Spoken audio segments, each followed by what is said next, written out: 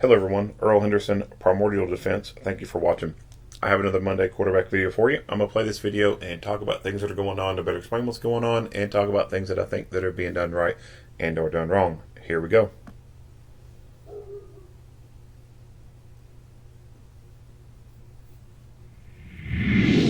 Hello everyone, I'm Stephen Greenlee, Public Information Officer for the Reno Police Department.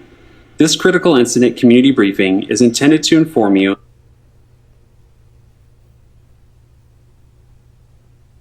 I'm Deputy Chief Zach Thu with the Reno Police Department.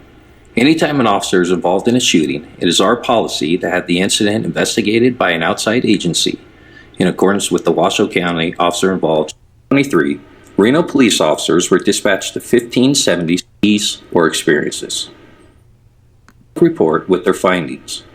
The video provided in this briefing was captured by the body-worn cameras of the involved officers. It is important to note that body-worn cameras only provide a limited view and cannot capture everything an officer sees or experiences.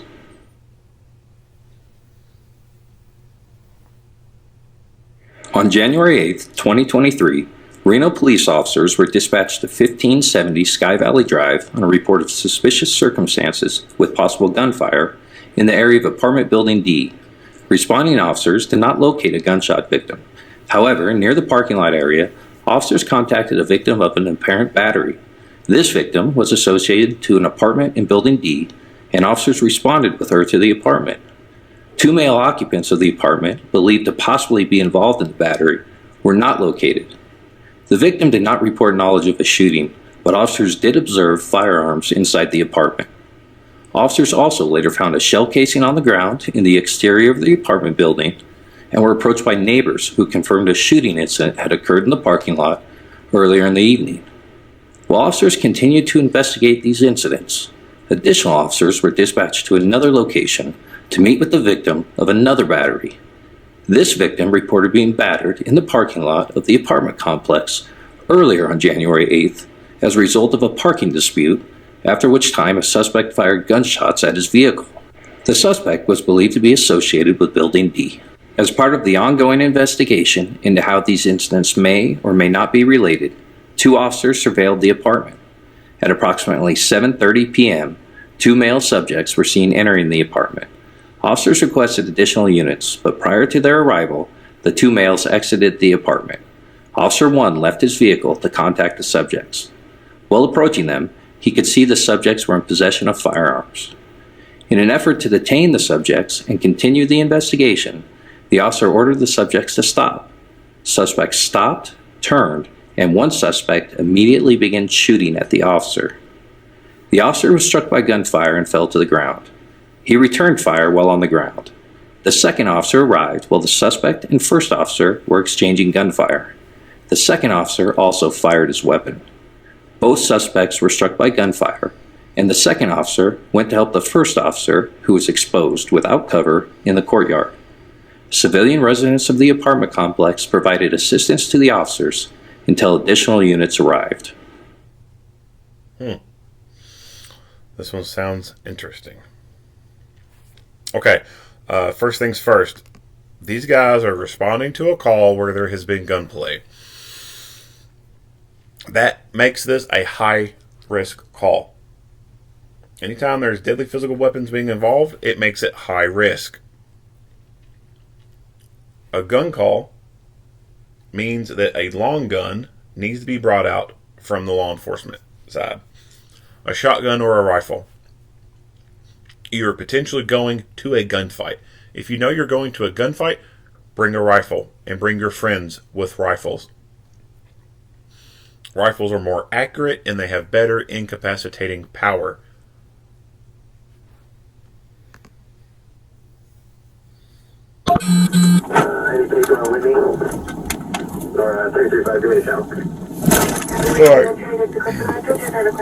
So he's saying, give me the channel. What does that mean? Basically, what that means is he is requesting that if no one else is on the scene of this call, stay off the channel. Go to a different channel and talk on that different channel. But on this channel, shut the fuck up. That's basically what that means. So anytime an officer gets out on a very high-risk call like that, they want to be able to have instant, uninterrupted communication to dispatch and to other officers on that scene. They do not need officers in the rest of the part of the city who are not involved on this call getting on the radio and calling out a traffic stop, calling for a tag check. Dispatch going to be sending someone to a theft call or to a out of control juvenile call, whatever. Like, that's a bunch of unnecessary shit for this high risk incident. So that's what hold a channel, give me the channel. That's what that means. It just means, hey, we're on something big. We don't want a bunch of unnecessary traffic going on. Everyone shut up and go to a different channel. So when that is done, everyone else who is not involved in that, they go to a different channel, channel 2. So agencies will have multiple radio channels to operate off of. At minimum, a police agency will have at least 2 or 3 different channels to work off of, or talk groups. Radio systems now are a whole lot better than what they were back in the day. So since they're digital and there's frequency hopping and all that, an agency could have 20 different talk groups on their radio. They could have a channel for dispatch, a channel for a backup dispatch channel, a talk around channel. The detectives could have their own investigations channel or 2 investigations channel. SWAT team could have 1 or 2 channels. Animal control could have a channel to operate off of. Depending on the size of the city, they could be broken up into different sectors. So there could be like a main dispatch channel that goes out to everyone on certain things, or if you're in this sector, this dispatcher handles everything on this channel for this north side of the town, and everyone else who's on the south side, they're operating off this channel, and the dispatchers for them do that stuff. There could be special events channels, for like parades and stuff like that. So they could have all kinds of different channels on the newer radios. But whenever someone holds the channel for that main channel that everyone operates off of on a daily basis, everyone else needs to go to that designated other channel so that they don't interfere with them. 70 Sky Valley Drive. Getting Reno to request.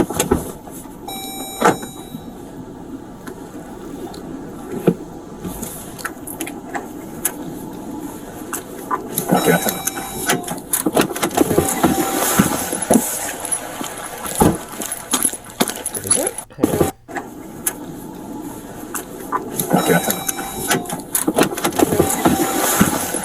Okay, that was odd. Normally the police package Dodge vehicles, the gear selector is on the steering column. The consumer models, it's down in the console area. So it looked like he was shifting the vehicle into park from the center the center console area. So that's peculiar to me.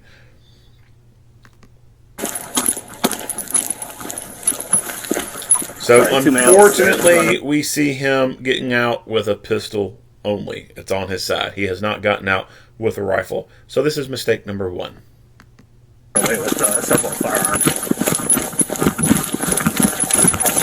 Real, please stop! Stop!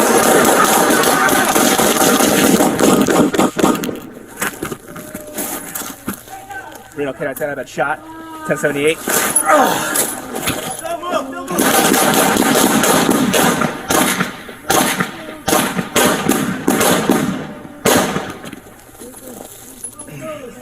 Reno, can I tell? 2 suspects, both down. They're still shooting. And expedite Remza, please. Copy, expedite Remza, 2 suspects, both down, still shooting. Sarge, you okay? No. Come to see you. Don't fucking move. I can't. Just hold down. Okay. Hold down. All right. You need a tourniquet This on my guy leg if has you a got one. long gun. Good. Hey, watch behind me. I don't have Where one. is it? I don't have one. Watch behind me. Watch behind me. Let me know. You got a gun? I do. Okay. Can I confirm your exact please, David? Yes, affirm. Tell them we're by the playground. By the playground. I'm being told by the playground. All right, let's back this up again. But no, please stop! Stop!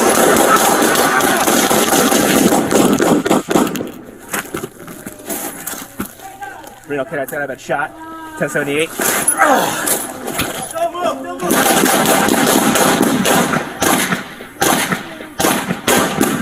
All right. So as he's approaching, boom, he takes fire. He returns fire. He gets hit. He goes down. He continues to fight. He shoots. There was a lull in the fight. The bad guy stopped shooting, so he starts to communicate that he's been hit. The fight continues. He is now firing from the ground. He is fighting from the ground. So when you see these other videos where a suspect's been shot and they're laying on the ground, and then they get shot again, people will lose their fucking mind. He was on the ground. You shouldn't have shot him when he's on the ground. Boo-hoo-hoo.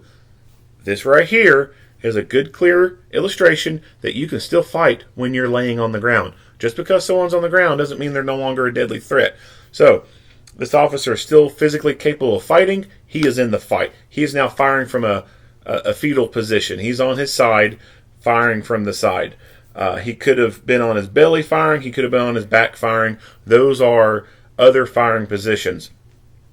When we get into firearms training and we talk about stances, I don't focus too heavily on teaching about stances. Yes, I will talk about weavers and isosceles because those are two things that are taught a lot in other places, but I'm not going to emphasize that you be in one of those stances. I will also talk about other shooting stances, like being on your ass. That's a stance. What do we call that? Buttocks position? There's no fucking name for it that I know of. If you're on your back, you've been knocked to your back, that's firing from supine. If you're on your belly, you're firing from prone. If you're on your side, that's usually referred to as firing from the fetal position. You can find yourself in multiple different positions and having to fight from it. So you should not focus too heavily on just two stances, weavers and isosceles. If that's all you focus on, you are fucking failing at preparing for the fight. You need to be shooting from your belly. You need to be shooting sitting on your ass. You need to be shooting laying on your back and on your side. You need to be shooting from your non-dominant hand. Yes, at the beginning, you need to learn the fundamentals of being on a flat range, standing on your feet. But as you master those, you need to be shooting and practicing from other positions. Because this is reality. You could be shot and you could be on your ass. You could be laying on your side and having to shoot from that position. It looked like he tried to get up, but was unable to stay up. I don't know what kind of injury he has yet. I suspect that if he's unable to stay up, it's probably a leg injury. So he is now immobilized to some extent. He has to fight from here. He can't very easily move to cover.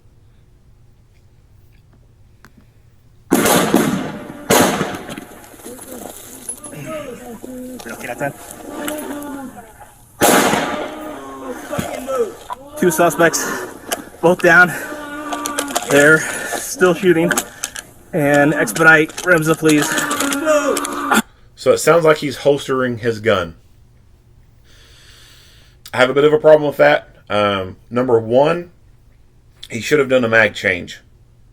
If you feel it's safe enough to holster your gun, then do a mag change before you do that. That way, if the fight pops off again and you got to draw that gun again, you have more of a better response to the threat when you have a fully loaded magazine. And you get to reload under your own terms at that point. It's always best to be able to reload when you want to reload. It sucks to be forced into a reload. You fired a slide lock and they're still fucking shooting at you. That sucks. That's a crappy time to do a reload. The best time to do a reload is when it is safe for you to do so, and it's under your own terms when you want to do it. So he should have performed a magazine change, and I think that he should have kept his gun out and had it pointed at the threat. You can still hear them in the background moaning. Copy, expedite Ramada 2 suspects, both guns still shooting. Sarge, you okay? No. Come to see you. Don't fucking move. I can't. Just hold down. Okay. Hold down. I'm gonna need a tourniquet on my leg if you got one. Okay, watch behind me. I don't have Where one. is it? I don't have one. Watch behind me. I don't have one. Don't have a tourniquet. Okay.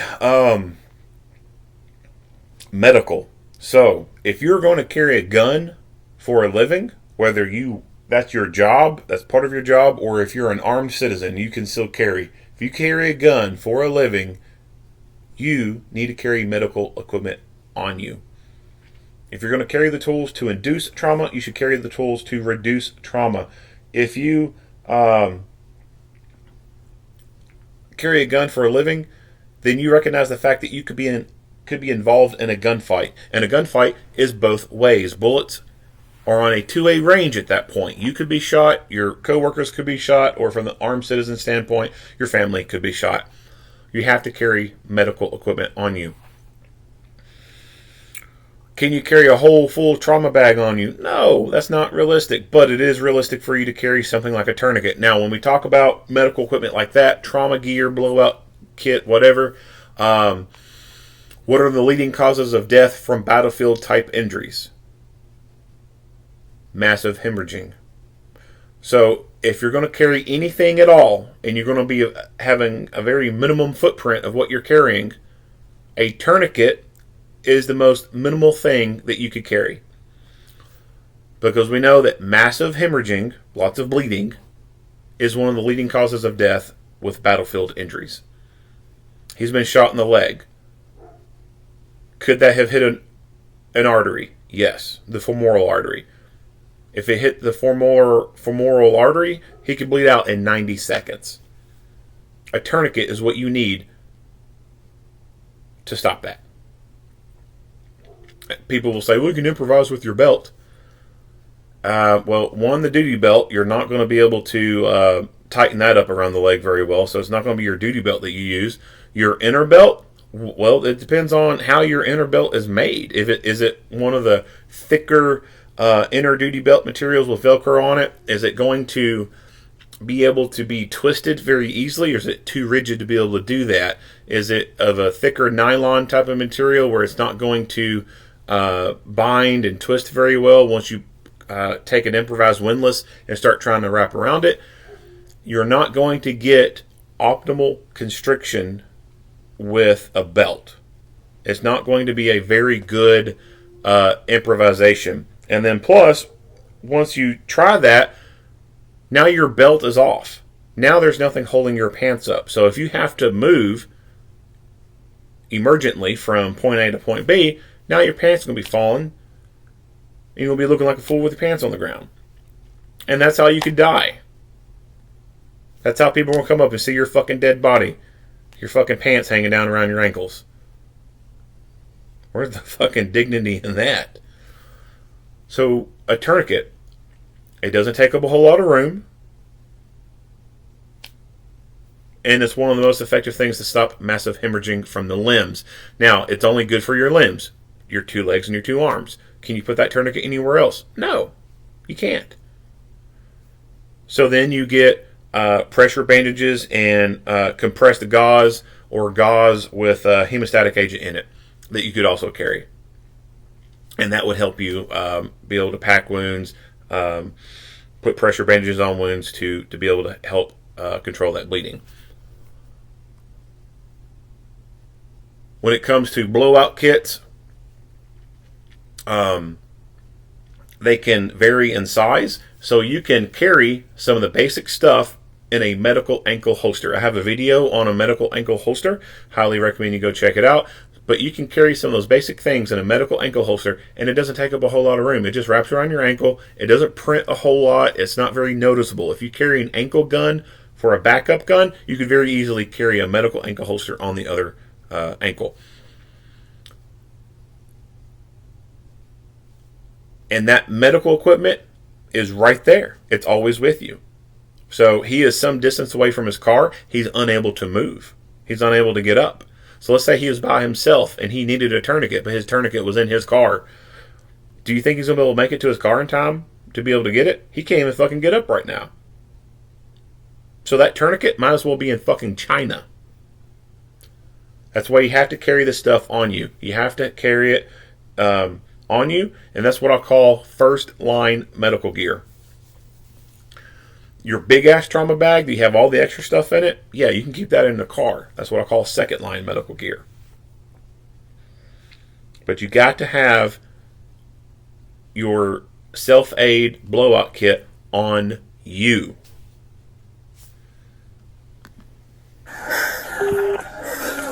What's behind me? Let me know. You got a gun? I do. Okay. Alright, I like this officer's fighting mindset here. He's got that rifle. He's saying, hey, watch behind me, because he knows this is a 360 environment. Just because bad guys are up there doesn't mean there's not any other bad guys around who could be with them and who want to be fucking fighting the police at that moment. He's checking to make sure that this guy who's down, who is injured, who is still conscious too, has a fighting gun. Because he could have dropped it in the middle of this gunfight. And so that brings up the topic of backup guns.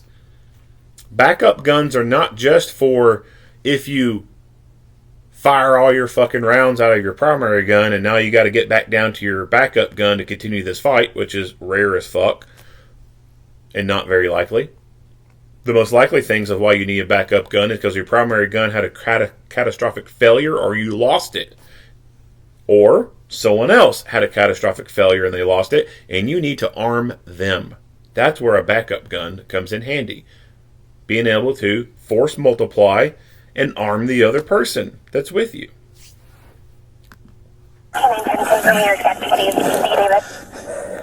Yes, affirmative. We're gonna cut. Tell them we're by the playground. By the playground. So this is a radio pouch, but there's no radio in it. So I don't know where his portable's at. I'm being told by the playground. All right, so now we should see his body cam.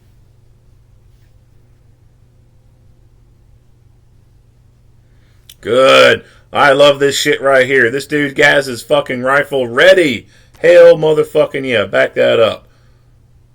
Bam, look at that shit. He had that right fucking beside him. This guy did it right. He was responding to this shots fired call or this call involving guns. He got his rifle out of the rifle rack, had it beside him. It looks like the sight cover has popped up. He had this motherfucker prepped and ready to go. So as soon as he arrived on scene, he's got a fucking rifle ready to go to the fight. Hell yeah. This cop, I like him. I don't know his name or anything about him, but I already know I fucking like him.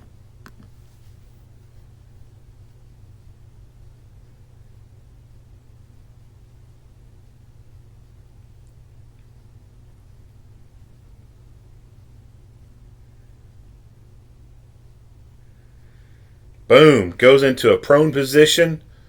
Fights. Gets back up. Yeah. He moves. Finds a better position of cover. Fucking laying down some... hell yeah. I like this guy. This guy needs a fucking raise. This guy needs to be put into a fucking instructor position.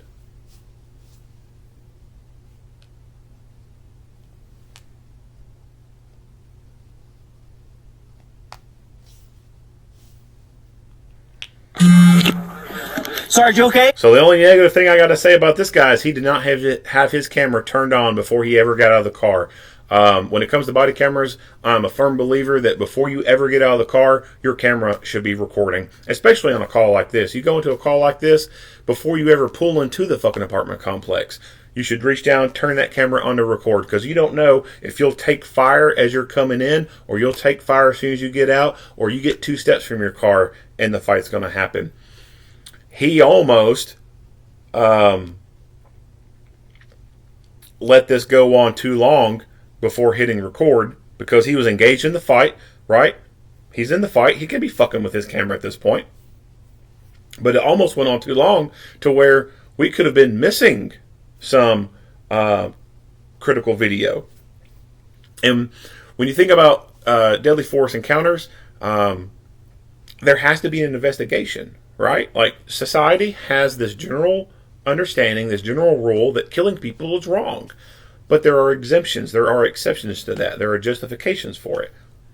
So these officers are in the right, like they are defending themselves, but there still has to be an investigation about why someone died or why deadly force was used. I don't know if these suspects died or not, but an investigation has to be done. And the body cameras help expedite that. It helps to exonerate you. The cameras help. They do. The only time the cameras hurt people is when the people are doing stuff wrong. But by and large, the cameras catch everything right that the officers are doing.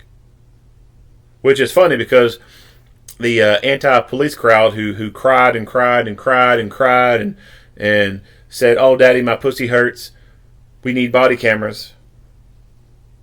They are now, after years of seeing all this footage and seeing that, oh, these cops aren't racist, oh, these cops aren't bad, oh, it's the fucking public that they're dealing with, oh, it's these guys over here they're dealing with who are the fucking problem.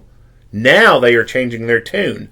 Now they want to call for censoring body cams. They want to see that these body cams stay in-house. Some of them, not all of them. There's some people who still call for transparency. The body cameras help. Turn them on. Get in the habit of always turning that camera on. If you end up on a day-to-day basis filling your camera up with a bunch of useless recordings, then so be it. It's easy to dock that camera, upload all the shit, and then clear the camera. Yeah, you might have to spend some time going through tagging those videos for deletion or tagging them, for other stuff, whatever.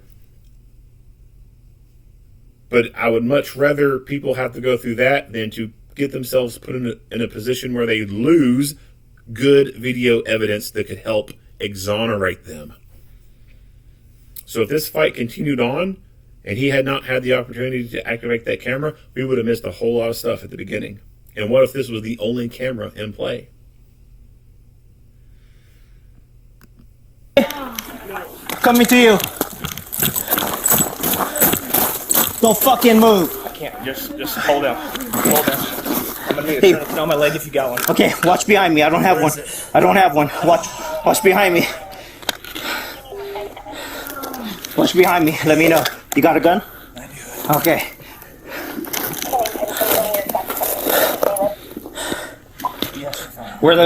Tell them we're by the playground. By the playground. I'm being told by the playground. Keep her sick. Hey, if you got a belt or a tourniquet, bring it to me. Anybody. Belt or a tourniquet. Something we can make a tourniquet now. Hey, anybody got a belt or a tourniquet? Bring it to me now. Give me a belt. Something we can make tight. You guys stay out from over there. Stay out. Wait, go around the building. Yeah, go around the building. Go this way. Go this way. Go this way. Thank you. Hey, come here. Come here. Come here. Come here. I need to wrap it around my partner's leg. Where? Show me where. Where, buddy? What do we need? Okay, left leg. right there. Okay, above the knee. Above the knee, please. Thanks, sir. Hey, ma'am, can you watch this way for me, please? The bad one is upstairs to the right. Who's this woman? Hell fucking yeah, man. Can you watch this way for me, please? The bad one is upstairs. Oh my god, this is a fucking gold mine of a video. Hell fucking yes. Is this an armed citizen I'm seeing coming to help the police? Hell motherfucking yeah. I've hit the jackpot of fucking videos. All right. So these citizens, I love this shit, man. I fucking love it. I'm so happy right now. These citizens are coming up, helping these officers. This woman who appears to be maybe an armed citizen, she could be an off-duty police officer. She could be an off-duty security guard. I don't know. But this woman has come up and she's watching their six. She's got her gun out. You can tell she's indexing. She has some form of training. She knows to index that finger. Fuck yes, I love this. This is peculiar. You don't see this very often in incidents. if you see anybody around, they all got their stupid fucking cell phones out recording what's going on, and they're not helping to do anything. This is great community involvement right here. This is great government and citizens interacting together. Man, this is an awesome video right now. I mean, it sucks the officer got shot. I don't like that at all. But hell yeah, man. People coming out, helping these guys, doing the right thing. To the right. Is it Scott? I don't know. Where's his tourniquet? He doesn't have one. He doesn't have one. The belt's over there. Get belt! Get belt! Right there. Belt's right here on the ground. Right here. Right here, right here, right here. Right here. Travis, you stay on those guys. Yeah, I got him. Okay. What's that guy? Watch him, watch him. Hey, can you watch with her that way? Top left, top left. No, top right, farther away. Side of the building. Somebody shot. We're at 335 for 43. I got 3 armed citizens helping me cover. 9335. Somebody shot. We're at 335 for 43. I got 3 armed citizens helping me cover. 3 armed citizens. Hell fucking yeah, man. So that's critical that he says that on the radio. We have armed citizens helping us, because when other officers get there, what are they going to see? They're going to see like people who are not in a uniform holding guns. So something like that is very critical, that it be clearly communicated on the air. Well, I've got an armed citizen assisting. He should say it more than once, and even go so far as the units responding. Be aware, I got 2 armed citizens right beside me helping me. They were friendly. That way, people responding know, hey, there's good guys here who are not in a uniform. And that's something that you as an armed citizen need to realize too. When other officers get there, they're not going to know who the fuck you are. You're not dressed like them. You don't look like them. You don't have a uniform on. You don't have anything that makes it look like you are supposed to be there and supposed to be holding a gun out around a cop. So let's say you as an armed citizen come across an officer who is downed, and you have to operate their radio and call out the dispatch. You need to be making it clear on the air that you're an armed citizen and you're helping this officer. And when other officers get there, you may have guns pointed at you. That is a reality. Because like I said, they're not going to know who the fuck you are.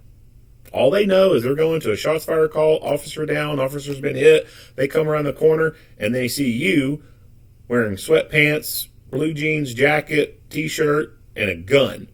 They don't see you wearing a uniform, a badge, and patches on your arm, and a full duty belt.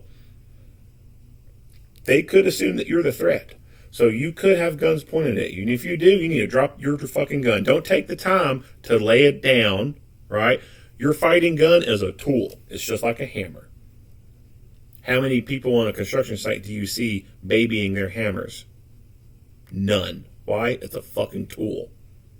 Your gun is a tool. You don't need to baby that motherfucker. You get told to drop it, your hand's open right there, and you let that damn thing hit the ground. You have to imagine that gun just heated up to 1,000,000 fucking degrees, and you gotta let it go. Drop it like it's hot. 9335, please. Where exactly are you? He had his belt. He's right here. One's right here. His belt. Guard that way. Guard that way. And we're at 335. We are code 4 with Sarge. Left leg, babe. I got cover on the 2, but be aware there are 3 armed citizens with me. Copy, 3 armed citizens with you, and you're near D. David, correct? In between the buildings, south of the playground. Come back here. Copy, in between the buildings, south of the playground. Once other officers arrived, the suspects were handcuffed, and the first officer was loaded into an ambulance. The shooting suspect, later identified as Scott Kennedy, died on scene. The other suspect was identified as Jeremiah Graham. Graham had gunshot wounds and was taken to a local hospital. He was in serious but stable condition. The first officer also had multiple gunshot wounds and was taken to a local hospital. He was also in serious but stable condition. got you. Okay, the two down here. Someone needs to. I got you. Sir, Stance. go in tight, please. Okay, he hasn't been moving. He just stopped moving. Do not fucking move. Keep your hands where we can see them. Take that guy long. Take that guy long. Yeah, I got hands. I got hands. Roll to your stomach. Roll to your stomach. Roll to your stomach. Come on, dude. Roll to your stomach. I'm here. Rifle, got it. Hey, how the what the fuck did you shoot me for?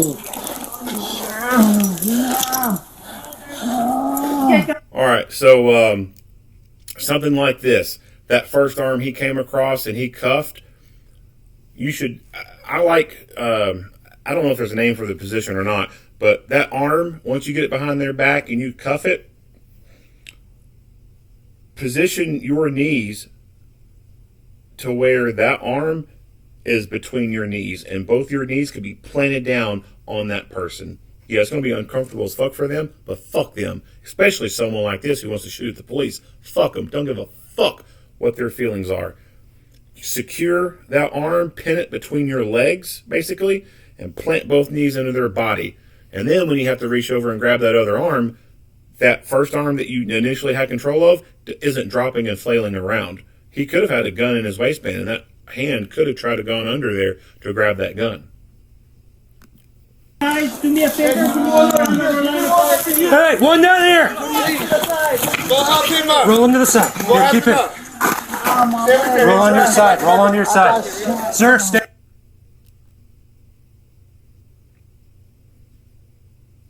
And, hey, stay in the entrance to the apartments.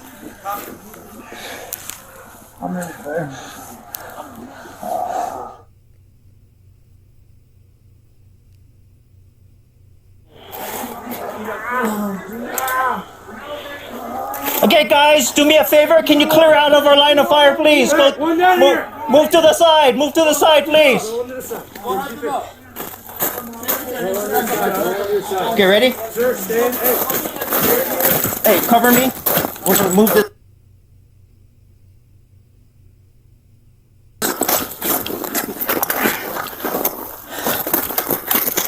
Okay, wrap them up.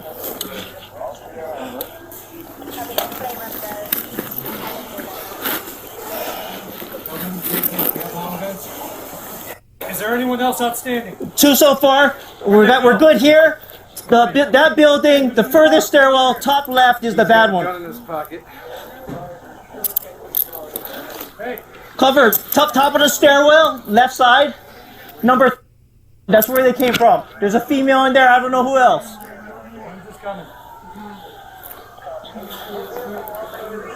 Investigators confirmed that Scott Kennedy fired rounds at the officers from an AR-15 rifle.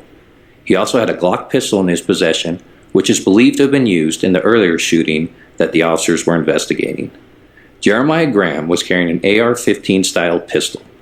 The Washoe County Sheriff's Office is investigating the shooting, and the involved officers were placed on administrative leave. Investigators with the Washoe County Sheriff's Office charged Jeremiah Graham with 3 counts of prohibited person in possession of a firearm and 4 counts of possession of a firearm without a serial number. In the coming months, the Reno Police Department's Office of Internal Affairs will review all relevant information from this case and will make a determination as to whether. Hey, cover me. We're gonna move this.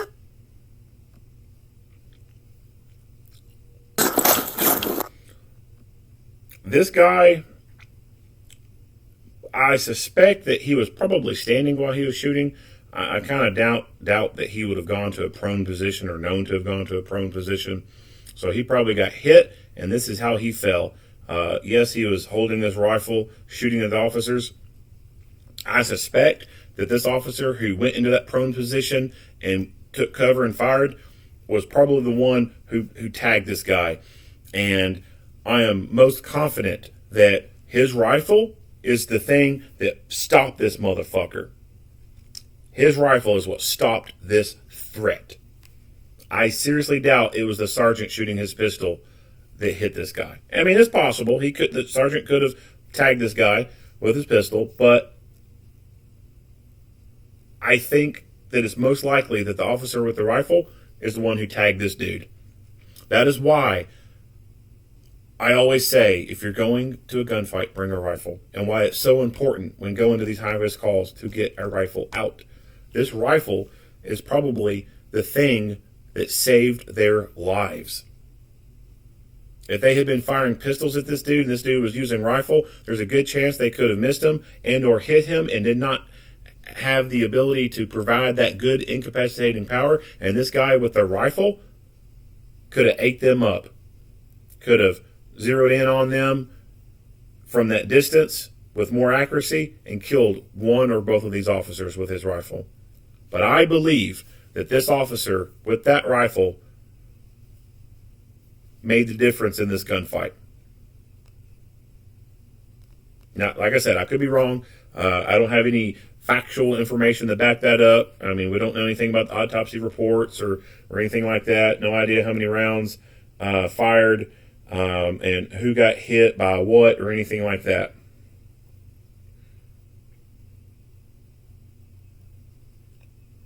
But like I said, I believe strongly that this rifle had a determining factor in winning this gunfight.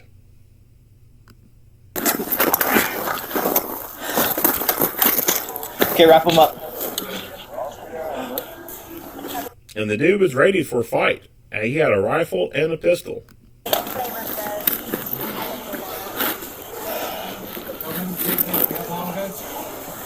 Is there anyone else outstanding? 2 so far. We're good here. That building, the furthest stairwell, top left is the bad one. Gun in his pocket. Cover, top of the stairwell, left side. That's where they came from. There's a female in there. I don't know who else.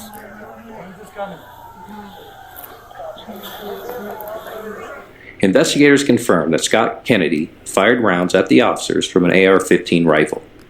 So he has an actual rifle. A lot of these cats out there, they like the AR pistols, but he has an actual full-on rifle. How he came into possession of this, I don't know. I highly doubt he's probably a person who can actually legally go buy a firearm. So chances are this thing is stolen or it was kind of gotten in a straw purchase type of situation. He also had a Glock. Oh, back that up real quick. Kennedy fired rounds at the officers from an AR-15. He also does not appear to have his sights up. So how effective was he at shooting at the cops? Probably not very effective at all. He's probably just point shooting at them. This looks to be like a Magpul flip-up sight. It does not to be. It is not. I can't talk. It does not appear to be in the upright position, nor does the front one up here. So that could be a lucky determining factor for these officers and not getting hit, at least by more times by this gun. Now, I don't know what round hit the officer in the leg. It could have been this one.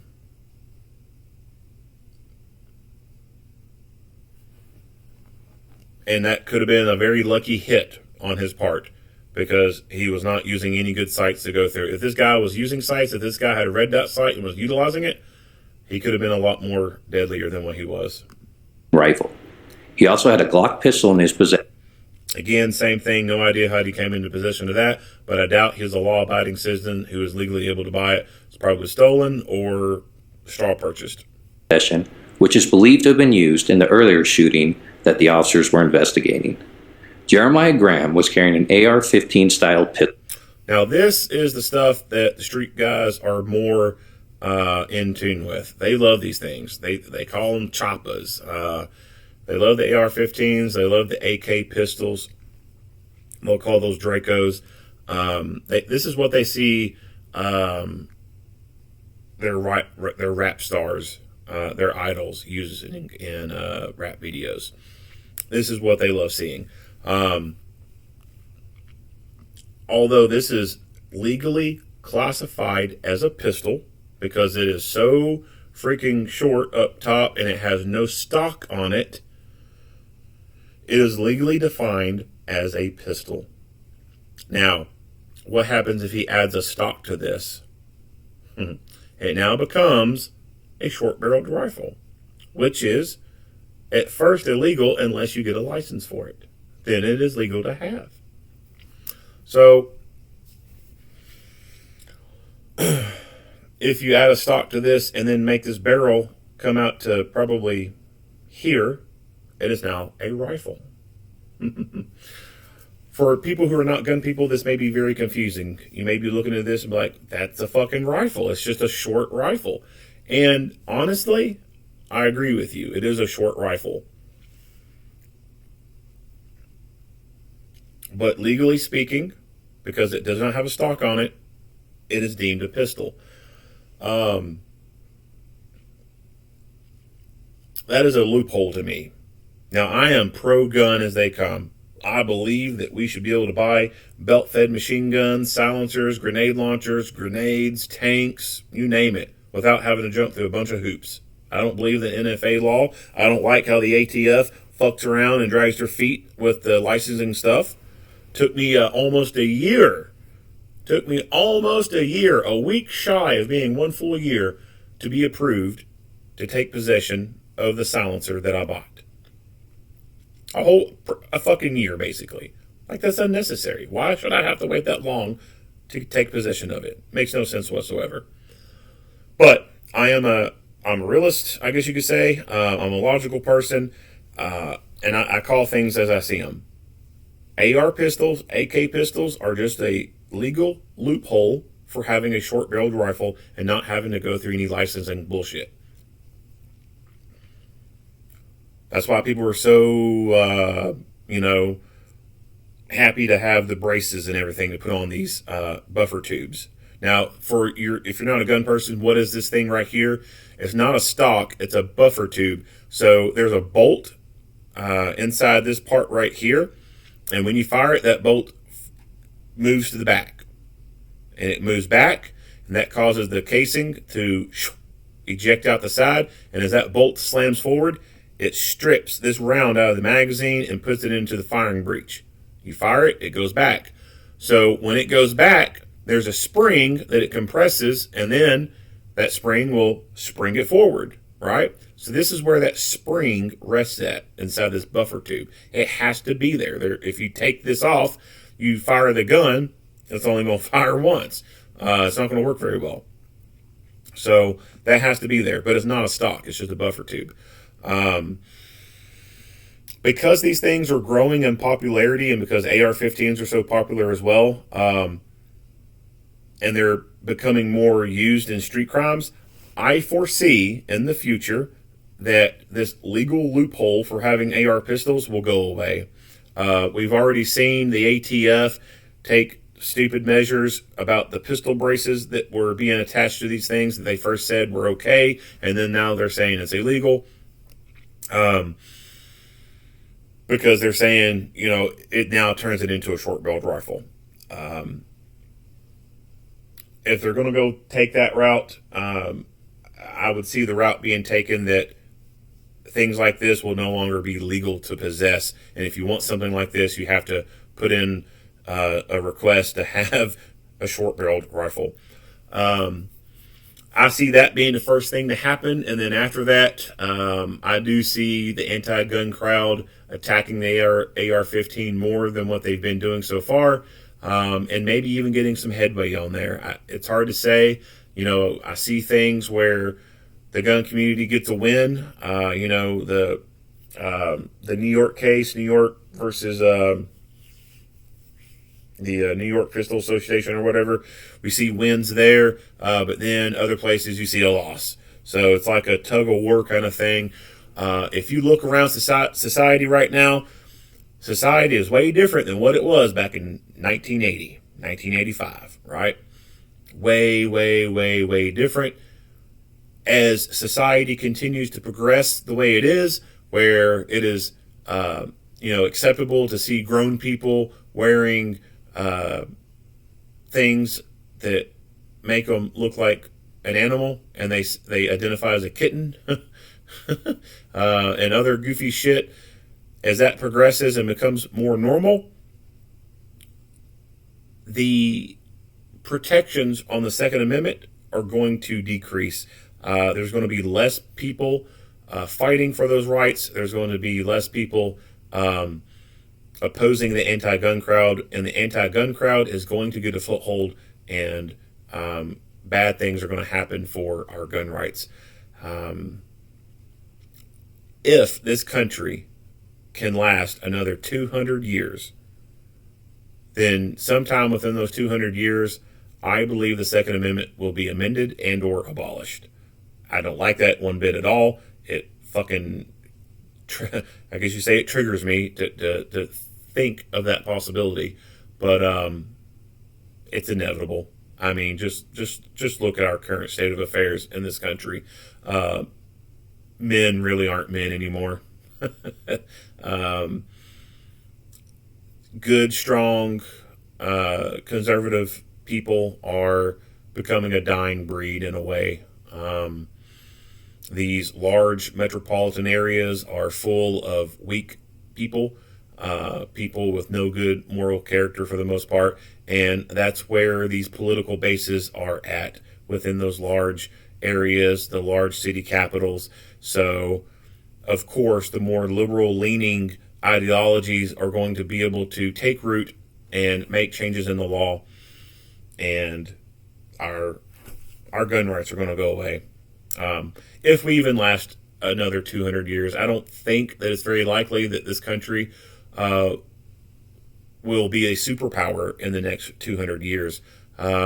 All empires basically have a shelf life, and we have pretty much reached that shelf life limit. Every other superpower in history has fallen. Every single fucking one of them has fallen. So we're next to fall. It just, I don't know when we're going to fall.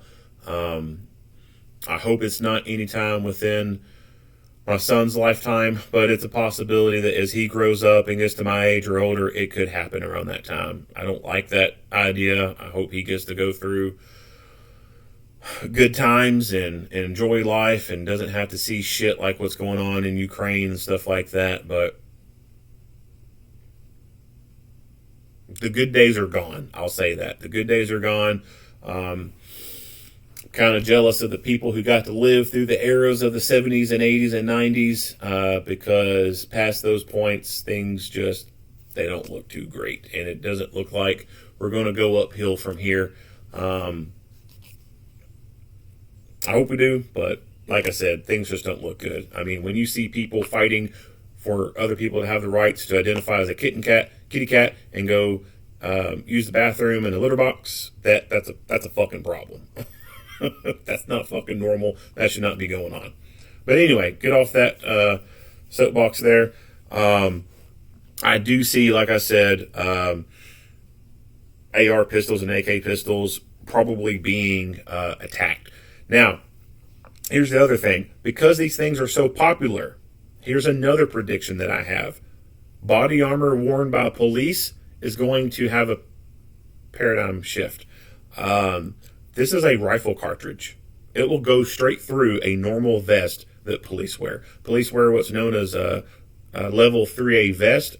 Most of them should be wearing 3A. There may be some agencies that only do level 3 or level 2A, but the standard should be 3A. This will go straight through the front panel of a 3A vest. If you're shooting at just the vest itself, it'll go through both panels. No problem whatsoever. There is one company right now that makes a flexible vest that wears like a 3A vest. It's flexible. It conforms to the body a little bit. It's called the FRAS, Flexible Rifle Armor System, and it's the only vest I know of that can stop rifle rounds. There was an old vest back in the day called Dragon Skin Armor that's kind of the same kind of design idea behind it. I don't think that's in production anymore, but the FRAS by Safe Life Defense is the only vest I know of right now that wears like a 3A vest and is as comfortable as a 3A vest. They can stop rifle cartridges. Other than that, the only thing that can stop rifle rounds are rifle-rated plates. Rifle-rated plates come in the form of steel plates, ceramic plates, and poly plates. Steel plates are the cheapest, but they are also the heaviest,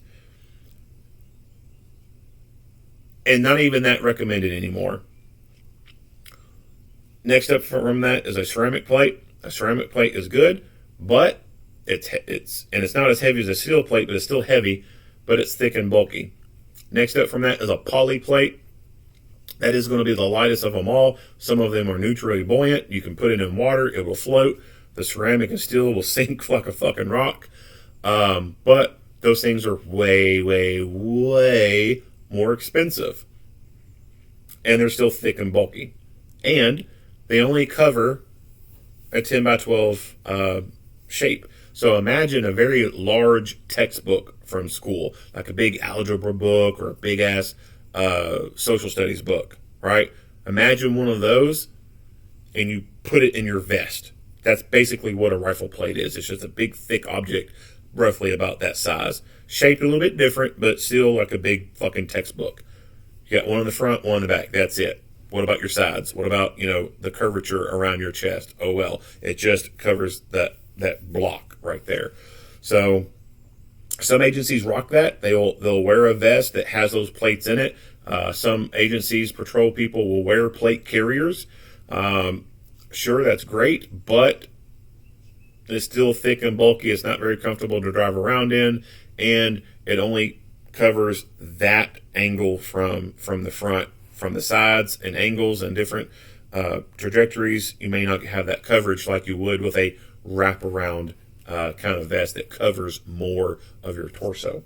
So, my prediction is that other body armor manufacturers will start to follow suit and do what Safe Life Defense has done and start producing vests like that. And that will be the new norm for law enforcement going forward, is to have those flexible, concealable type vests that are rated to stop rifle, because the emerging threat, the emerging trend now is these kind of things out there.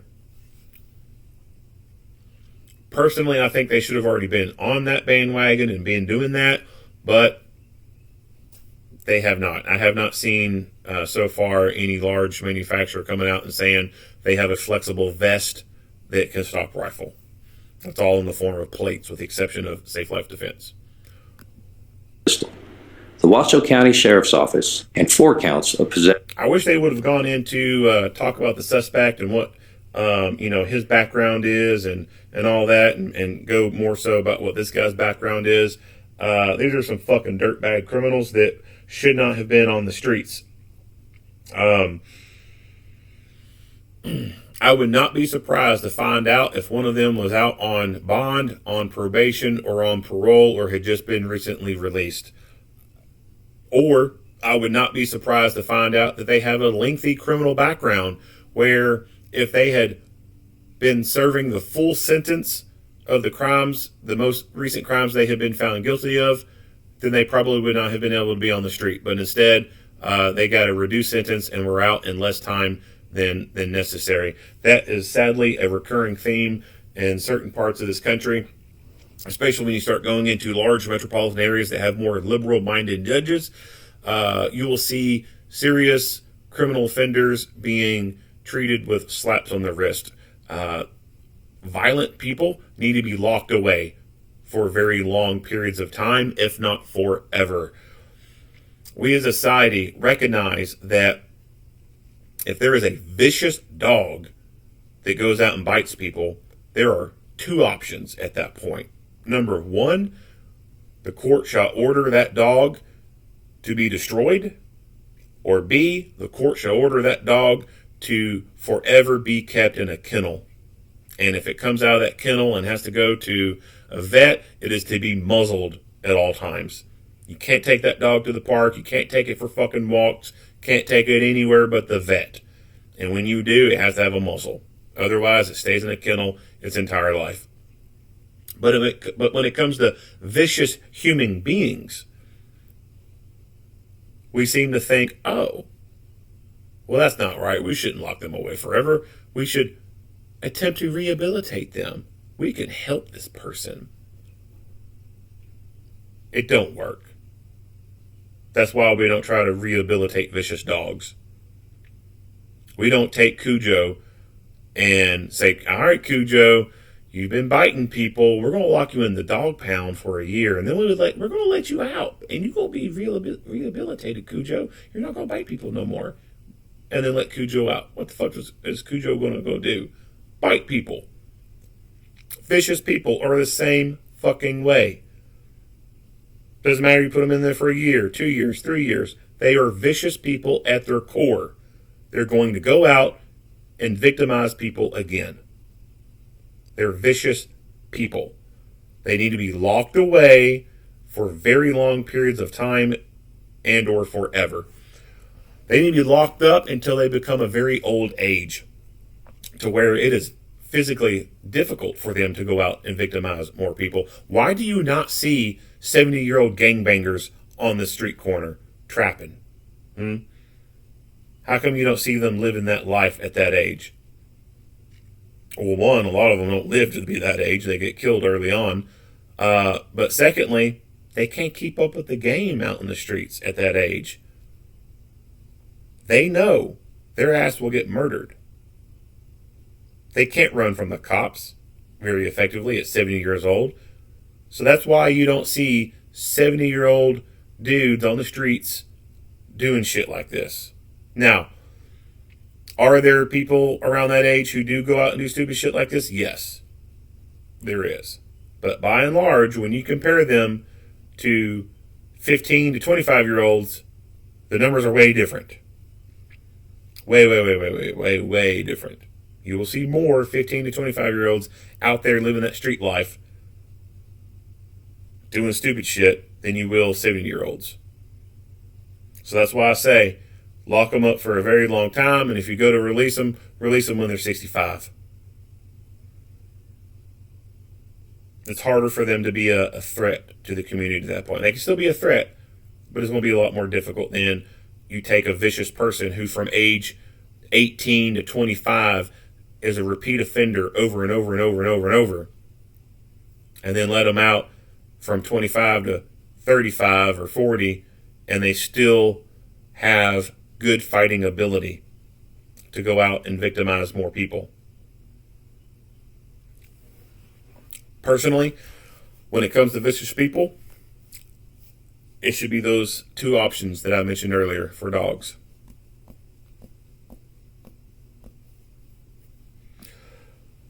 All right, that's it. If you like what you hear and see, go ahead and give me a like and a share. If you haven't already, hit the subscribe button. Stay tuned for more Monday quarterback videos. Earl Henderson, Primordial Defense. Thank you for watching.